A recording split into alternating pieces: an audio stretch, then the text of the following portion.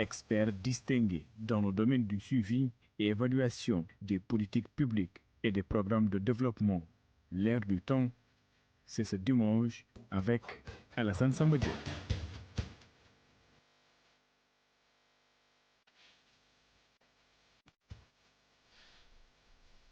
Bienvenue à l'ère du temps et bienvenue à l'ère du temps aujourd'hui qui reçoit donc comme invité aujourd'hui Cédina Omar Ndiaye qui devait être là. Il n'est pas encore là, on l'attend, peut-être qu'il est en route, il pourra nous rejoindre au cours de cette émission. Mais nous avons dans ce studio Dr Abdrahman Ba. Il est un expert en suivi et évaluation. Il a une formation universitaire approfondie en statistique et titulaire d'un executive doctorate in business administration du Business Science Institute, d'un doctorat en administration des affaires de l'IAE de Lyon, School of Management. Il a dirigé des programmes en Afrique de l'Ouest, de l'Est, et a collaboré avec des institutions de premier plan telles que l'USAID, la FAO, le FIDA et la Banque mondiale. Il a sorti beaucoup de livres parmi lesquels Abdrahman Ba, suivi, évaluation et gestion de la qualité des données. Ton dernier livre, c'est le choix et évaluation des politiques publiques en Afrique, écrit aussi par M. Abdrahman Ba. Donc nous l'avons dans le studio en attendant que Sidina Omar Ndiaye nous rejoigne dans le studio pour faire un débat aujourd'hui par rapport à l'analyse du discours concernant la déclaration de politique générale du Premier ministre M. Ousmane Sonko. Ousmane Abdrahman Ba, vous avez suivi, docteur, d'abord la déclaration de politique générale. De façon globale, comment vous l'analysez? Merci beaucoup, M. Diop, pour cette invitation et je salue l'ensemble de vos auditeurs et téléspectateurs.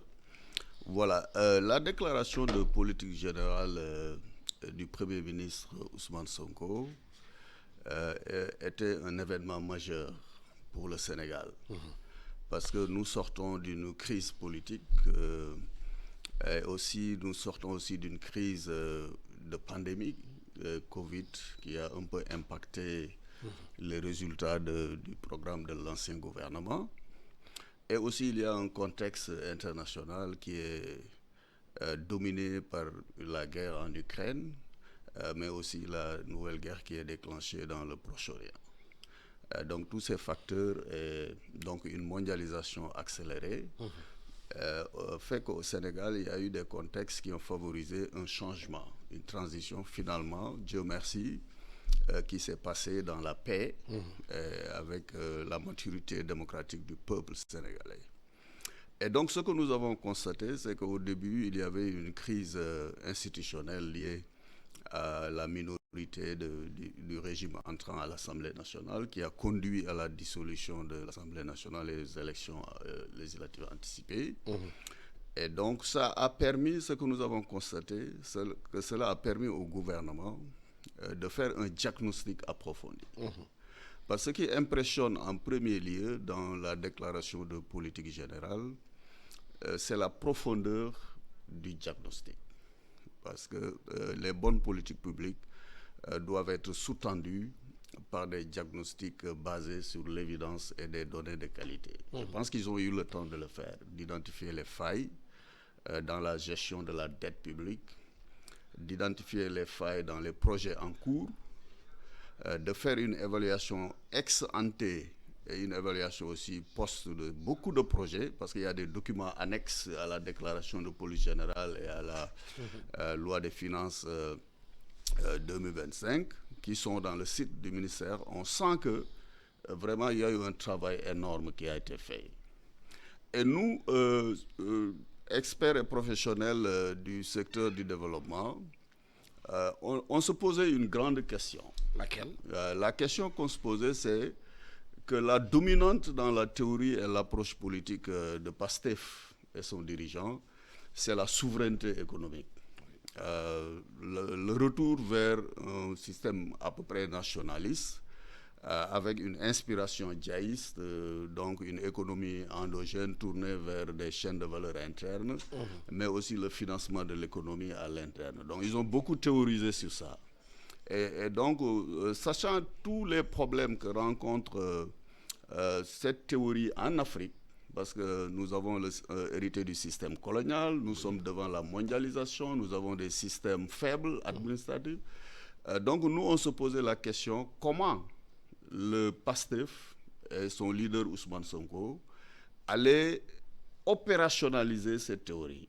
Ça, c'est la grande question. Ça, c'était notre question que nous, comment est-ce qu'ils parviendront à opérationnaliser de manière concrète leur théorie de souveraineté avec tous ces défis. Oui. Mais quand on écoute la déclaration de politique générale du Premier ministre, on sent qu'ils ont résolu ce problème. Comment? Sur la programmation, la planification, mais aussi sur les grands axes et les ruptures qu'ils ont prononcées. Concrètement, nous avons vu donc des propositions de réforme, notamment en termes de fiscalité, de mobilisation des ressources, qui sont des propositions concrètes. Mais cela ne veut pas dire qu'ils vont réussir dans la mise en œuvre. Ça, c'est un autre problème. Ça, c'est le gros problème. Voilà. La mise en œuvre.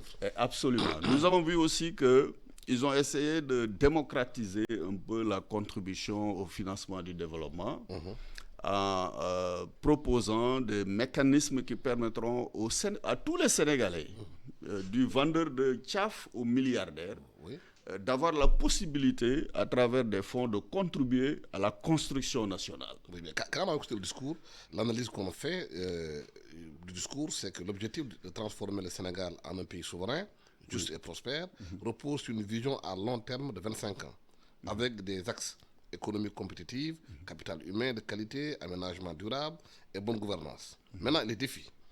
C'est l'exécution de cette vision qui exige une planification rigoureuse, des ressources considérables, les ambitions élevées telles que tripler le revenu par habitant ou maintenir une croissance de 6,5% par an sur 25 ans nécessitent un alignement fort entre vision, ressources et exécution.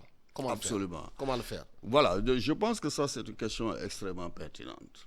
Parce que la théorie de souverainisme qu'ils ont développée, elle approche dans la stratégie au Sénégal, même si les contextes d'arrivée au pouvoir ne sont pas similaires entre le président Obasanjo en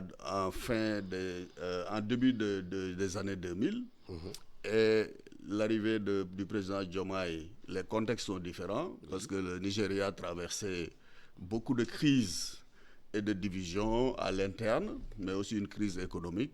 Cependant, la stratégie présentée par le président Obasanjo en début des années 2000 a beaucoup de similarités par rapport à la stratégie de PASTEF.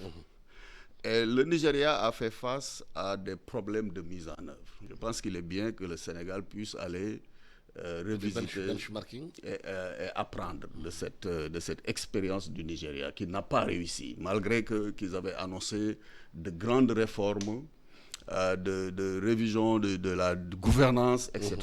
Alors, pour le Sénégal, je pense que le Premier ministre a annoncé et a mis en avant une réforme de la gouvernance et une amélioration, une modernisation de l'administration et la numérisation des processus.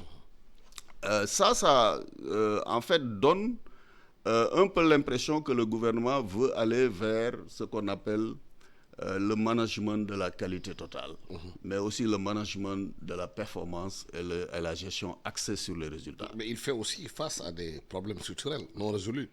Si on fait l'état des lieux, les analyses révèlent que des déficits chroniques, comme la balance commerciale, le déficit budgétaire et des infrastructures insuffisantes.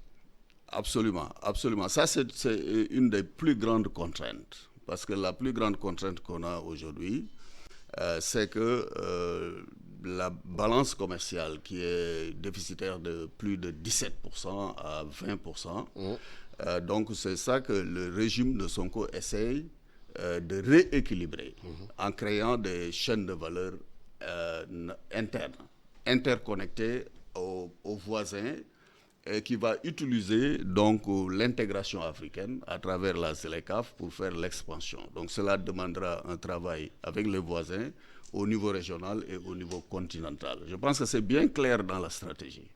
Maintenant, dans la mise en œuvre, c'est pourquoi il faut une diplomatie aussi économique. Il faut une diplomatie économique, ils l'ont annoncé. Il faudrait une gestion intégrée des ressources. Cela veut dire qu'il y aura une coordination. Et le Premier ministre aussi a annoncé une réforme majeure. Laquelle? Qui est la mise à zéro du budget à partir de 2026. Cela signifie que tous les projets qui vont être financés, que ce projet d'infrastructure ou autre type de réforme, seront analysés et le gouvernement va mesurer l'impact de chaque franc CFA qui est investi dans les projets. Et chaque année, le nouveau budget sera basé sur une révision, sur un baseline qui met à zéro et une révision des impacts des projets en cours. Oui, mais en même temps, il faut produire. Il faut produire. Aujourd'hui, le Sénégal importe 1070 milliards de produits alimentaires. En riz, huile, farine, le blé, beaucoup de choses. Les Sénégalais ne produisent pas. Absolument. Assez.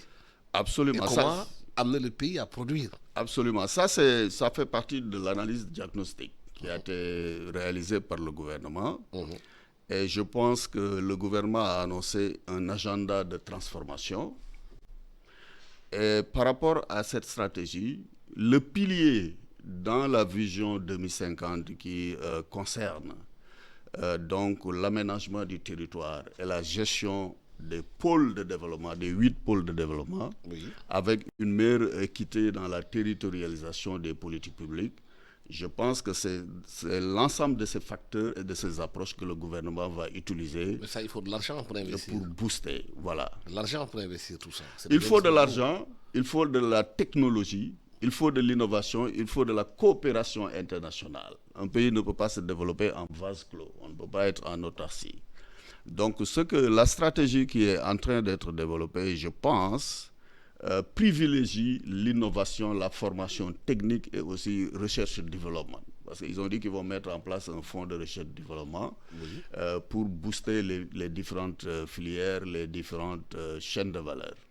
Mais effectivement, c'est une des questions majeures devant laquelle on attend le gouvernement. Parce que généralement, les politiques publiques peuvent être bien définies.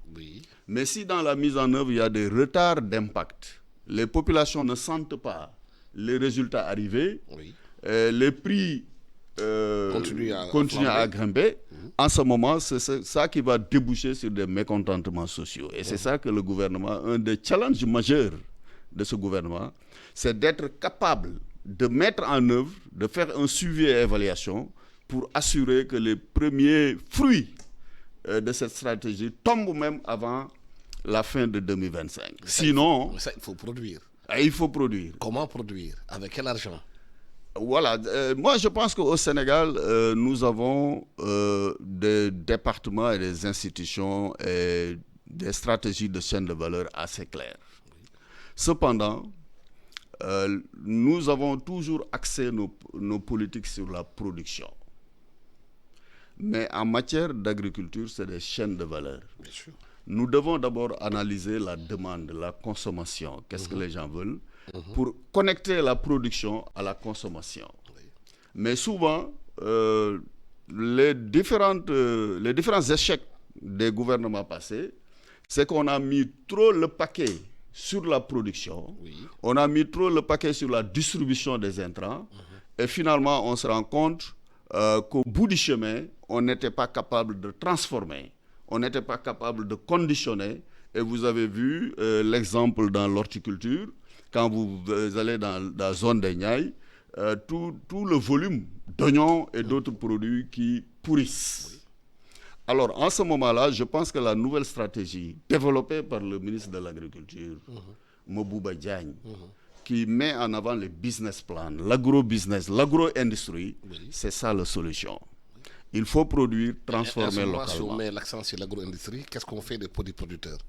Qu'est-ce qu'on fait? Des productions familiales. On en fait quoi? Non, ça fait partie de la stratégie. Parce qu'en réalité, ce que j'ai pu percevoir dans la stratégie, il y a une dimension d'inclusion dans toutes les chaînes de valeur. Ça veut dire qu'à chaque fois qu'il y a de l'agro-industrie, à chaque fois qu'il y a de l'agro-business, il y a quand même une stratégie, des mesures d'accompagnement pour accompagner l'agriculture familiale où la majorité des ménages ruraux au Sénégal s'activent. Mais tantôt on parlait de la production qui pourrit. Vous allez par exemple dans le Fouta, vous avez aussi au sud du pays, dans la carte de tout ce qu'on fait en termes de mangue, en termes d'oignons, en termes de pommes de terre. Les paysans cultivent, ils n'ont pas la logistique pour transporter ce qu'ils ont cultivé vers des zones de consommation.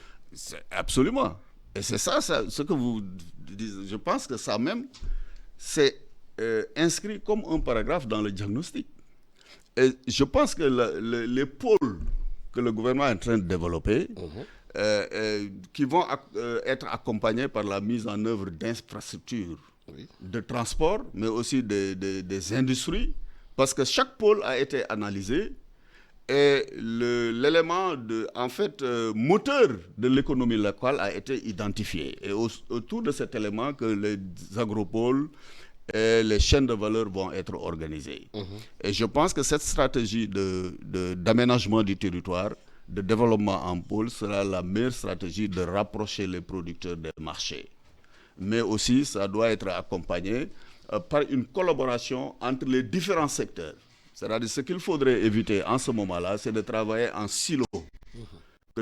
Tous les secteurs doivent travailler en collaboration dans les pôles. Et c'est ce que le gouvernement cherche, si je comprends bien. Mais ça demande un travail de coordination, ça demande un travail efficace sur le terrain, surtout des résultats.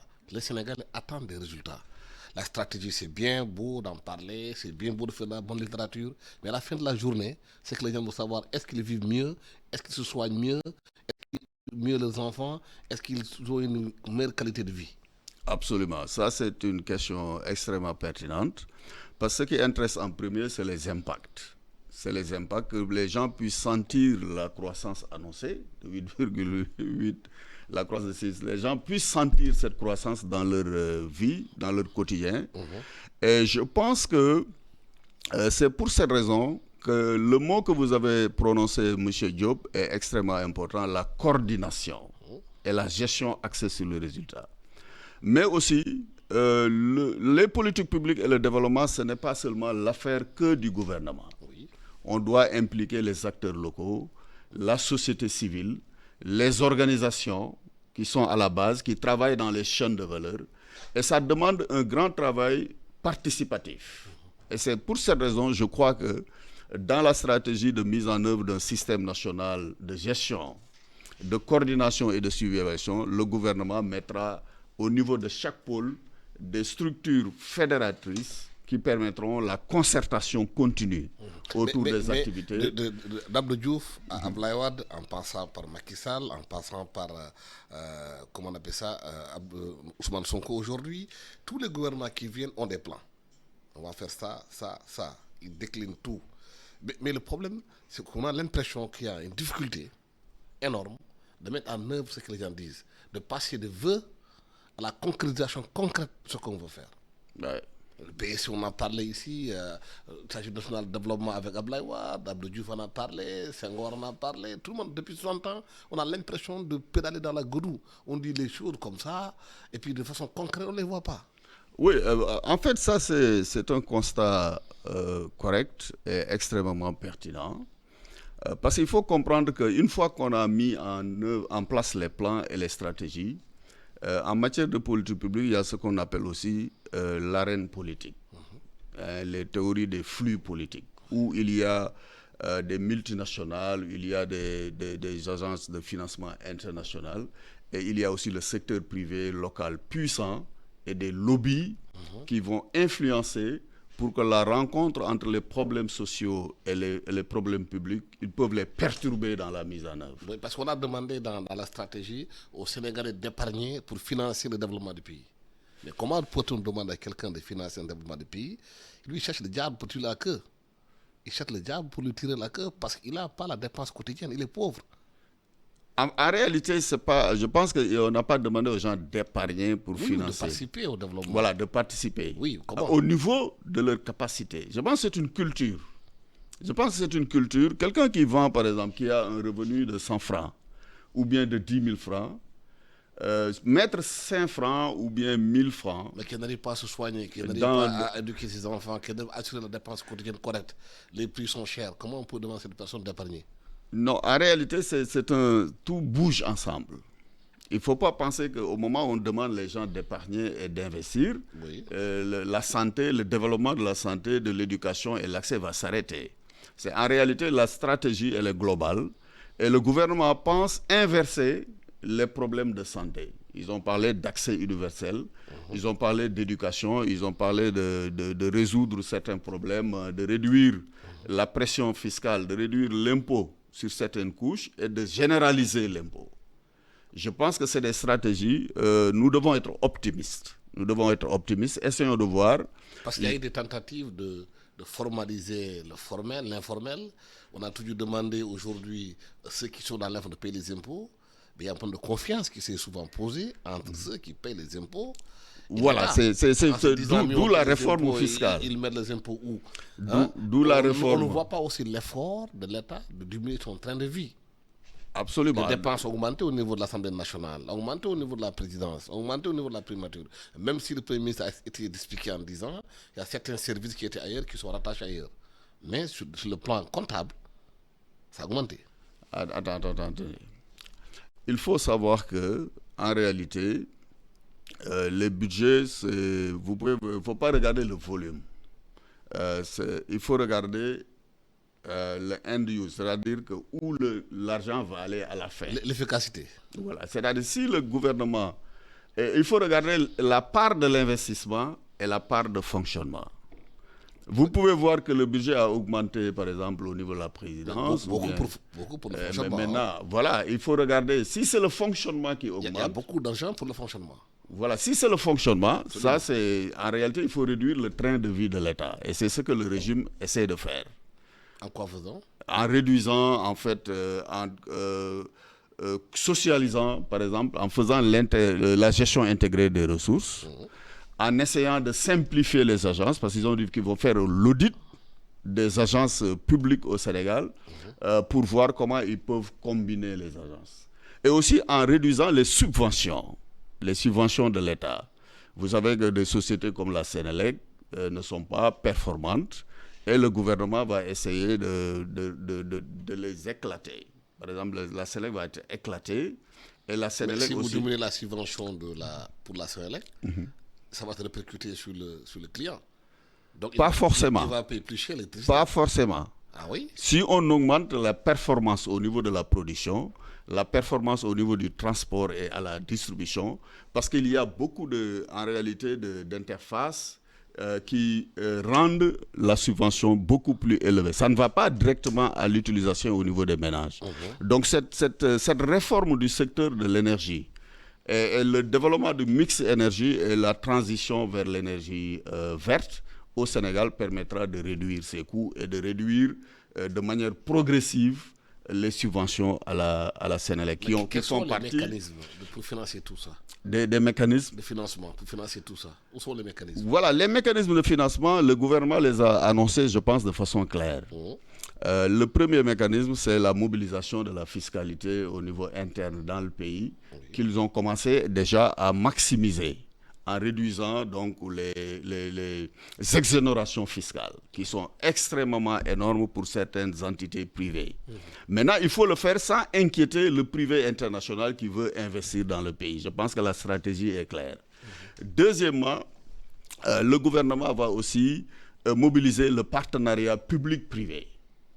Mais il a été clairement décrit dans la déclaration de politique générale qu'il y aura une analyse du partenariat public-privé pour que les programmes financés dans le cadre de ce partenariat soient des programmes qui ont de l'impact visible sur les populations. Ensuite, je pense que le Premier ministre a annoncé une réforme majeure qui n'est pas commentée. Vraiment, voilà. Il a annoncé que en matière de gestion des marchés publics, le gouvernement va faire une analyse et mettre en place des dispositifs pour définir des coûts unitaires dans tous les secteurs, y compris le BTP. Parce que ce qu'on voit ici, c'est que généralement, par rapport au régime passé, par exemple le PSE, c'est le coût exorbitant de certaines infrastructures. Ça veut dire que le gouvernement avait eu la paresse de faire au préalable des études techniques poussées, d'utiliser les bons ingénieurs, les capacités nationales pour définir des coûts unitaires. Et je pense que cette réforme-là permettra de réduire beaucoup les coûts des investissements, de les rendre plus efficients. Et dans cette perspective-là, la mise en place d'une je pense qu'il a annoncé la mise en place d'une commission nationale pour le BTP, pour contrôler les investissements du gouvernement. C'est une réforme extrêmement importante. Mais face à ça, à une administration qui est considérée aujourd'hui comme lourde, comme c'est aujourd'hui une administration qui n'est pas assez réactive, qui n'est pas assez réformée, comment justement porter ces réformes avec une administration qui est jugée à tort ou à raison, mais une administration qui n'est pas une administration de développement? Ça, c'est le grand challenge du gouvernement. Parce que l'administration sénégalaise doit être modernisée. Comment? Et ils ont annoncé d'abord, je pense qu'ils ont fait un audit de l'administration, un audit des ressources, et le gouvernement certainement a déjà collecté toutes les informations sur la disponibilité en termes de ressources, de capacités, des besoins. Parce que le programme que nous voyons ici, la vision 2050, et les perspectives de souveraineté économique, et les perspectives aussi d'inverser, de faire de l'import-substitution, ça demande une administration qualifiée, efficiente. Et ils doivent moderniser les pratiques, penser à des pistes. Parce qu'aujourd'hui, si on regarde l'administration sénégalaise, elle fonctionne de manière traditionnelle. Je pense que les pays aujourd'hui, de plus en plus, avancent vers une portion de télétravail et une portion de travail au bureau. Par exemple, moi, j'aurais l'administration sénégalaise leur donner, par exemple, 1 jour ou 2 jours de télétravail par semaine. Ça réduirait la circulation à Dakar, ça réduirait le train de vie dans les buildings administratifs, les consommations. Et donc, aujourd'hui, comme tout le Sénégal est connecté sur Internet, un fonctionnaire qui est assis chez lui 1 jour dans la semaine peut travailler de manière efficace si le dispositif numérique et le dispositif de système d'information annoncé par le gouvernement est opérationnalisé.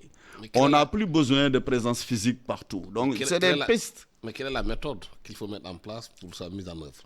Voilà, la méthode, c'est exactement la numérisation, le développement d'un cloud gouvernemental qui permet l'accès à des dossiers à différentes places pour agir et faire un système électronique de signature pour éviter la papérisation ou bien le travail dans le HAD. De plus en plus, c'est des systèmes obsolètes. Et donc, nous devons utiliser beaucoup de technologies, l'intelligence artificielle, d'autres technologies, pour essayer de moderniser notre administration. Mais aussi de renforcer le suivi. Parce que tout à l'heure, vous avez soulevé une question importante. C'est-à-dire on fait beaucoup de plans, beaucoup de réalisations, mais on ne voit pas l'impact. Oui. Alors ça, c'est parce que le Sénégal, les systèmes d'évaluation qu'on a, sont axés le plus souvent sur l'évaluation sommative. C'est-à-dire on laisse les gens faire et on vient évaluer à la fin.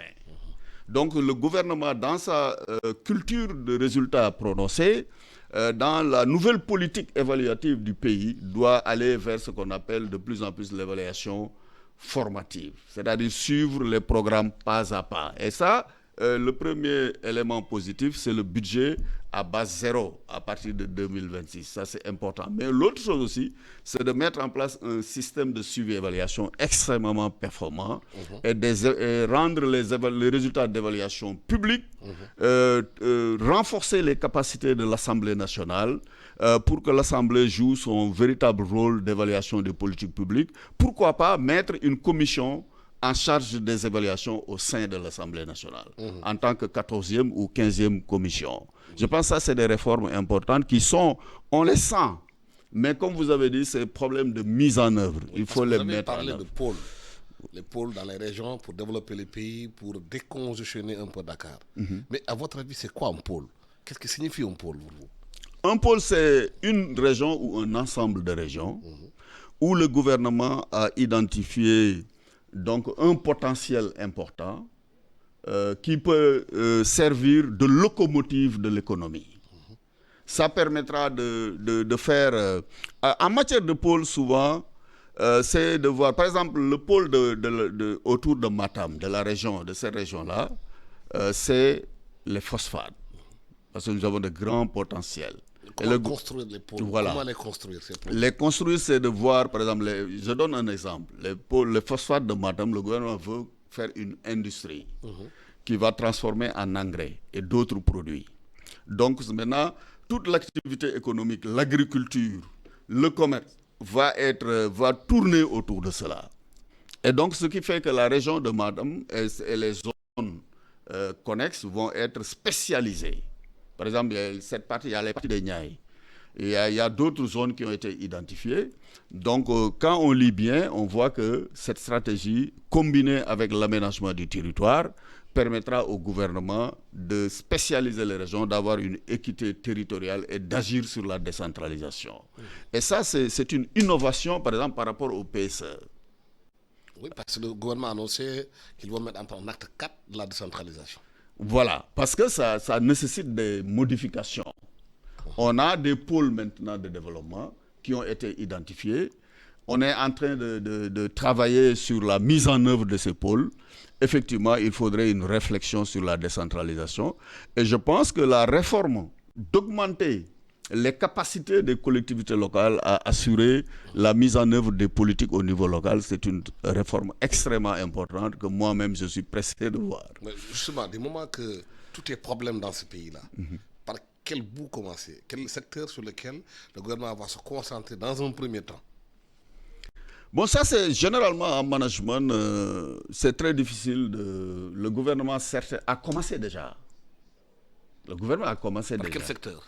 Voilà, bon, par exemple, vous regardez le secteur de l'arachide, ce que le gouvernement a fait immédiatement quand ils ont pris service. Oui, mais l'arachide, c'est un entrant dans l'agriculture. Non, vous l'avez dit, par où commencer? Oui, j'ai dit, ils ont déjà commencé. Ils ont déjà commencé. Regardez ce qu'ils ont fait dans le secteur de l'arachide. Regardez ce que le gouvernement est en train de faire dans le secteur de recettes fiscales, l'augmentation des recettes fiscales en fin 2024. Regardez ce que le gouvernement est en train de faire en termes de partenariat, de mobilisation même des ressources internationales. Vous avez vu récemment beaucoup de missions de bailleurs de fonds, y compris la Banque mondiale, qui viennent pour accompagner le gouvernement. Je pense que les partenaires au développement se bousculent maintenant à la porte du gouvernement parce qu'ils ont senti que la stratégie est claire. Ils ont senti que la stratégie est claire. Et ça, c'est des éléments qui montrent que le gouvernement n'a pas été au chômage jusqu'à l'élection législative. Certains estiment que la Banque mondiale n'a jamais développé un pays africain. La Banque mondiale fabrique plutôt la pauvreté en Afrique. Non, ça, c'est des théories de politiciennes. La Banque mondiale a accompagné les pays africains. Personne ne peut dire que la Banque mondiale n'a pas développé un pays. Banque mondiale, il y a beaucoup de choses. Il y a mis un ancien de la Banque mondiale. Au Sénégal, par exemple. Je vous donne un exemple. John Stiglitz qui a travaillé. Je vous donne un exemple. Au FMI, avec son livre La Grande Désillusion, a montré que les FMI et la Banque mondiale n'ont jamais développé. Non, ce n'est pas leur faute. C'est parce que les dirigeants, en ce moment-là, n'ont pas bien utilisé les ressources. Ah oui. Ah oui, parce qu'il ne faut pas toujours jeter les échecs aux autres. La Banque mondiale a financé au Sénégal, par exemple, regardez la décentralisation. Toutes les étapes de décentralisation au Sénégal, la création de collectivités locales, le fonds d'investissement au niveau des communautés rurales d'abord, ensuite les communes. Vous avez vu le PNDL, oui. Les grands programmes de gestion et de transformation urbaine au Sénégal ont été accompagnés par la Banque mondiale. Moi, je pense qu'il ne faut pas leur faire le mauvais procès. Maintenant, ceux qui sont dans les décisions dans les pays, qui reçoivent les financements, doivent faire des efforts. Mais malheureusement, ce qu'on voit, c'est qu'au moment des négociations et de la mise en œuvre des projets, au lieu que les gouvernements utilisent les meilleurs experts de le pays autour de la table de négociation, ils font une utilisation politicienne. Ils amènent dans les délégations des gens qui ne maîtrisent pas et qui ne savent pas discuter les dossiers. Ils signent, ils reviennent, ils disent que la Banque mondiale nous a trompés, alors que c'est eux-mêmes qui n'ont pas maximisé leurs chances et leur potentiel. Mais de façon concrète, si on parle de ce que la Banque mondiale a fait concernant les collectivités territoriales et les collectivités locales, mais si on prend les choses de façon concrète, mais Dakar est envahi de Jakarta, man. Tous les jeunes sont à Dakar. Si la Banque mondiale avait développé ces territoires, les jeunes n'envahiraient pas aussi Dakar. Attends, la Banque mondiale ne peut pas développer. Ils avaient travaillé dans les localités là où ils étaient fixés pour produire sur place, ils ne seraient pas tous à Dakar, en Jakarta. La mission de la Banque mondiale n'est pas de développer les pays. La Banque mondiale accompagne les gouvernements. La Banque mondiale met en place des opportunités. Je ne suis pas là pour leur avocat, pour les défendre. Mais ce que je puis dire, c'est que sans l'intervention de ces bailleurs de fonds-là, personne ne pourrait décrire la situation dans laquelle nos pays seraient aujourd'hui. Mais comment aujourd'hui concilier la ligne souverainiste dont on parle au pays, de souveraineté nationale, et continuer à tendre la main à la Banque mondiale? Le Premier ministre l'a dit. Il a dit que maintenant, on ne mobilise les financements internationaux des bailleurs que sur des projets spéciaux qui ont des impacts importants. Contrairement à la tradition où chaque fois, on allait taper à la porte de la Banque mondiale, à la porte de FMI, etc., sur n'importe quel problème. Maintenant, les problèmes seront priorisés et ce sont les problèmes véritablement où on a un grand impact et le pays a des difficultés de financer, d'autofinancer, qu'on fera appel de manière efficiente et efficace au financement extérieur. Justement, comment prioriser les réformes réalisables à court terme, tout en maintenant l'engagement envers l'objectif à terme, à long terme? Comment? J'ai répondu tout à l'heure. Toutes les réformes sont prioritaires. Il faut bien commencer par une réforme. Voilà, il faut commencer dès le 1er janvier. Dès le 1er janvier, je pense qu'il faudrait mettre en place la réforme du secteur public, de moderniser le gouvernement, mettre en place des systèmes de gestion performants, réformer le système national de suivi et évaluation. Ça, je crois que c'est la première phase, parce qu'avant de démarrer, il faut avoir les bonnes structures. Ensuite, il faut mobiliser les financements, parce que le budget, c'est un ensemble de financements qui sont espérés. Il faut les mobiliser. Il faut mettre en place une stratégie pour mobiliser. Vous voyez que le budget 2023, hérité de l'ancien régime, il y a un déficit de près de 800 milliards. Maintenant, le rôle de ce gouvernement, c'est de maximiser la mobilisation pour minimiser cette marge-là. Comment renforcer aujourd'hui des secteurs très importants, l'éducation, la santé, l'industrie locale, pour créer une base solide pour le développement?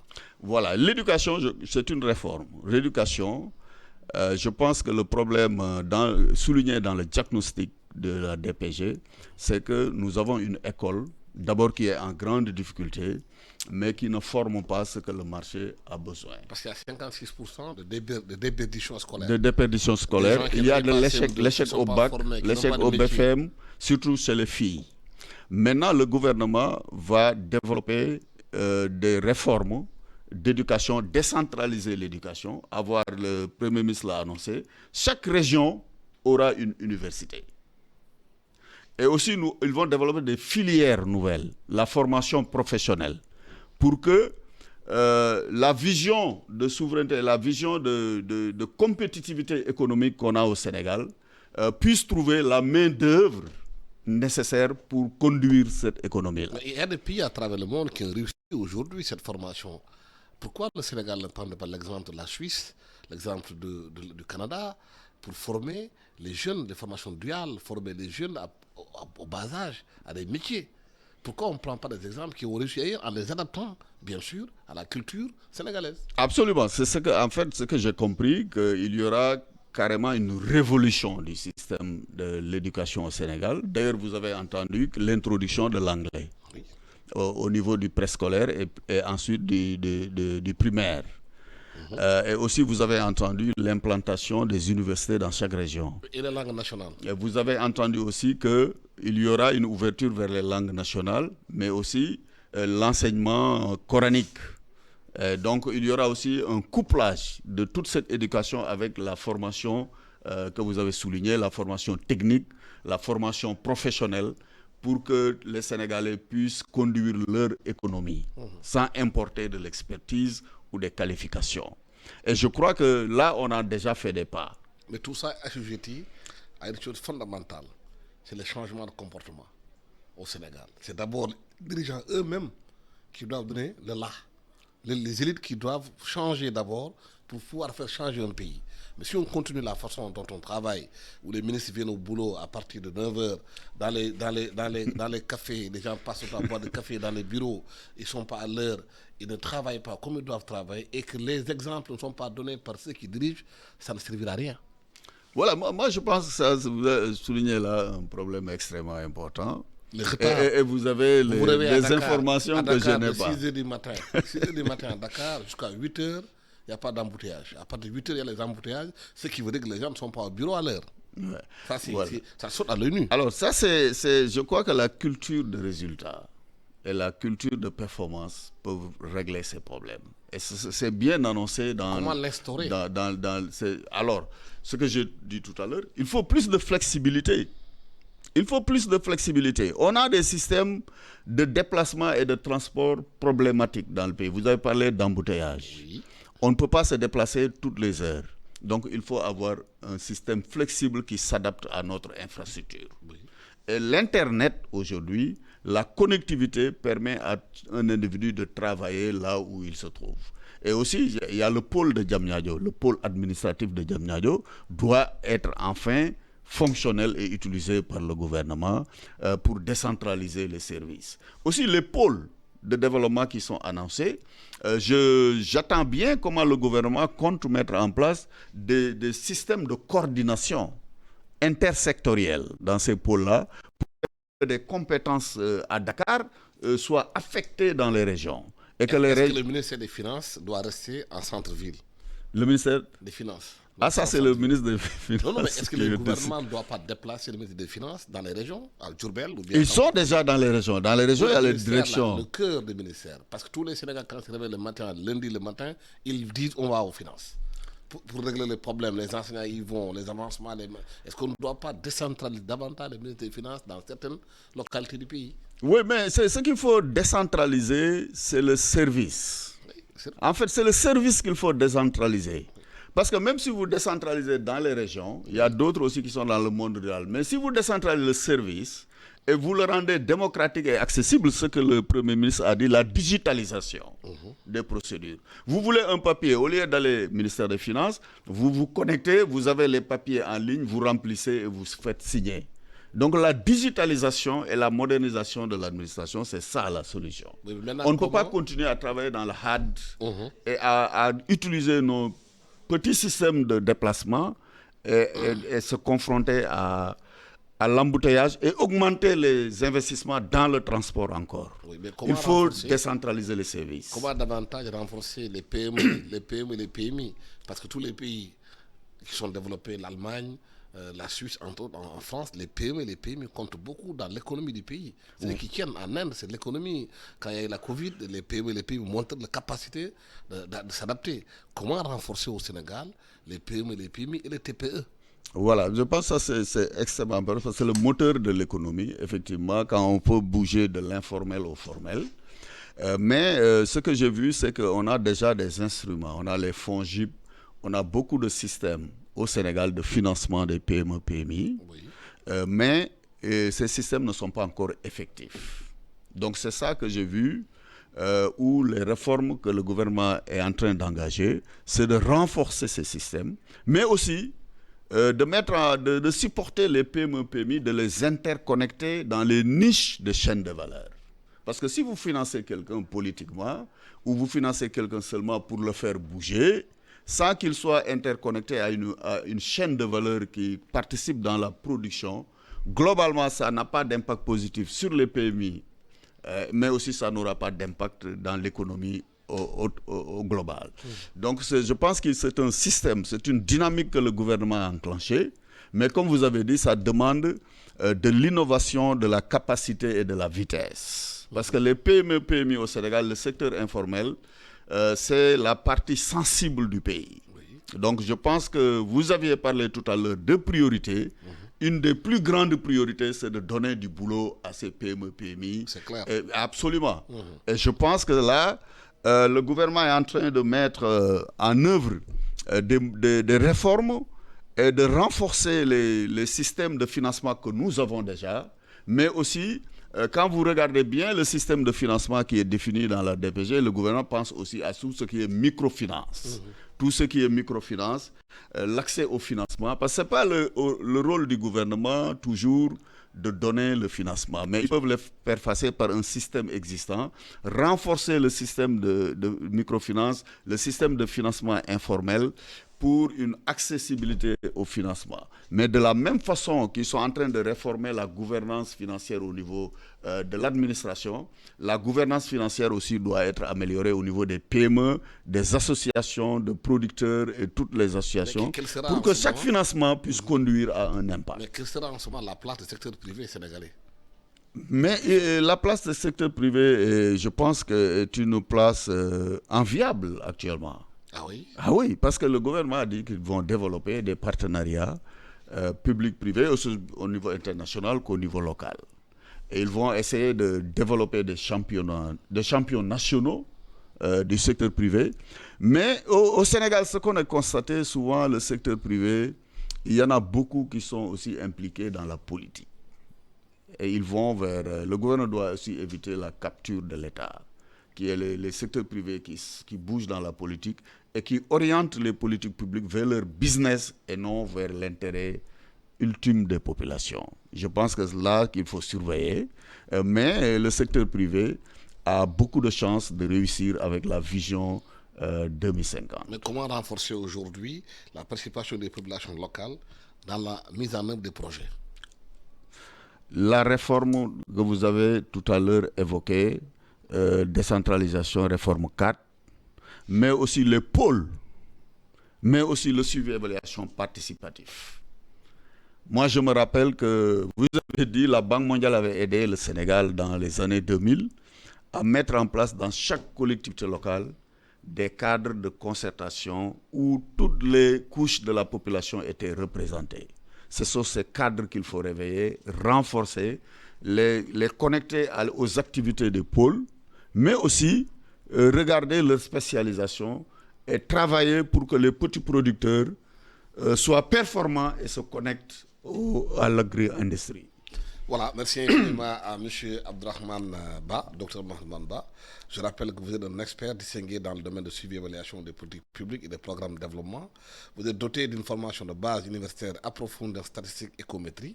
Vous êtes aussi titulaire, entre autres, de l'executive doctorate in business administration du Business Science Institute et du doctorat en administration des affaires de l'IAE Lyon School of Management, avec une carrière de plus de 20 ans marquée dans les rôles de leadership dans les programmes nationaux et internationaux en Afrique et des collaborations avec les institutions de renom comme l'USAID, la FAO, le FIDA et la Banque mondiale. Nous espérions que Sidna Marindia serait avec nous. Malheureusement, il n'est pas venu. Il nous a fait faux bon aujourd'hui. À la technique, Amadissi, aussi avec Charles Koulibaly à la vidéo. Bon dimanche à tous. dañuy xeexal ñu lay xeex jarul làkk Cheikh Anta Diop liggéeyal na xeet wee ñu ngi déggalooy Cheikh dañuy xeexal ñu lay xeex jox nga ñu sa